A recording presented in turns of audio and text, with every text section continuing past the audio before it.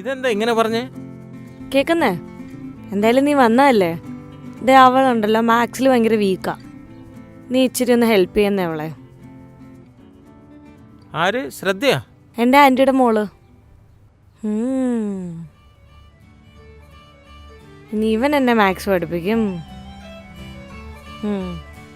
എന്നെ അധികം ഇറിറ്റേറ്റ് ചെയ്താലാ എന്നാ ഞാനും പഠിപ്പിക്കും. ആ ശരി, കുഴപ്പമൊന്നുമില്ല. പക്ഷെ നീ എപ്പോ വരും? എനിക്ക് ഇച്ചിരി വരുമ്പോഴത്തേ ഇച്ചിരി താമസിക്കും. രാത്രിയാവും. കേക്ക്, നീ അത് വിട്. ഞാൻ ഓഫീസിൽ പോവും. ഞാൻ ഓഫീസിൻ്റെ ആ പ്രൊജക്റ്റ് നോക്കിയിട്ട് വേഗം വന്നേക്കാം. അപ്പോൾ ശരി, വാ നമുക്ക് പോകാം. പിന്നെ കാണാം നമുക്ക്. പക്ഷേ നിനക്ക് നേരത്തെ വരേണ്ടി വരും. പിന്നെ ഞാൻ ആദ്യമേ പറയാണ്, ഞാൻ കൂടുതൽ വെയിറ്റ് ചെയ്യില്ല കേട്ടാ. ആ ശരി. പെട്ടെന്ന് വാട്ടാ. കേക്ക്.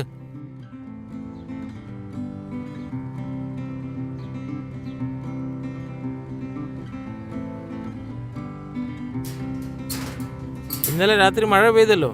കാലാവസ്ഥ എങ്ങനെയാണെന്ന് നോക്ക്. ഒറ്റയ്ക്ക് പോവോ അതാ ഞാൻ വരുന്നോ നിന്നെ കൊണ്ടുവിടാൻ? ഇല്ല, നീ നിൽക്കുക. അവള് തന്നെയായിരിക്കും. ഞാൻ പൊക്കോളാം. നിൽക്കേ.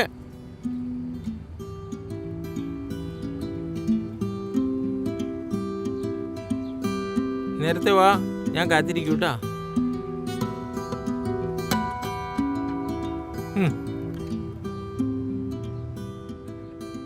കേൾക്കൂ.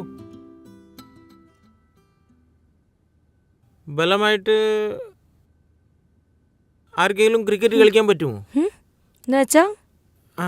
എന്ന് വെച്ചാൽ നീ എത്ര ശ്രമിച്ചിട്ടും ഒരു മുട്ടിനെ പോവാക്കാൻ പറ്റുമോ നിനക്ക്? എനിക്കത് മനസ്സിലാവുന്നില്ല താൻ എന്താ പറയുന്നതെന്ന്. Very simple. എത്ര പ്രയത്നിച്ചിട്ടും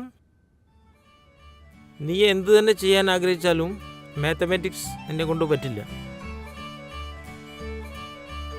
എനിക്കറിയാം ഞാൻ വീക്കാന്ന്, പക്ഷെ ഇങ്ങനെ പറയണോ? നിനക്ക് ബുദ്ധിയില്ല, നിന്റെ തലയിൽ ബുദ്ധിയില്ല. ഇത് പിടിക്ക്. നിന്നെ കൊണ്ട് ഒന്നും തന്നെ പറ്റില്ല. മാത്സ് പറ്റില്ല, തീരെയും പറ്റില്ല. ഇത് പിടിക്ക്. എഴുത്. ആ ഡയറി തുറക്ക്.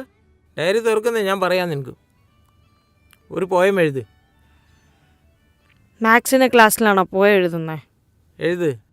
ഞാൻ പറയുന്നത് മിണ്ടാതെ എഴുത്.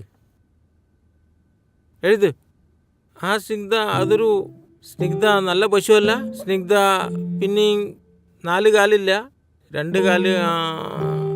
അവള് പുല്ലൊന്നും തിന്നുന്നില്ല, തീരെ തിന്നില്ല പുല്ല്. മട്ടൻ തിന്നും, മാംസാരിയാണത്. താനുണ്ടല്ലോ, താൻ ആവശ്യമില്ലാത്ത വർത്താനം പറയണം.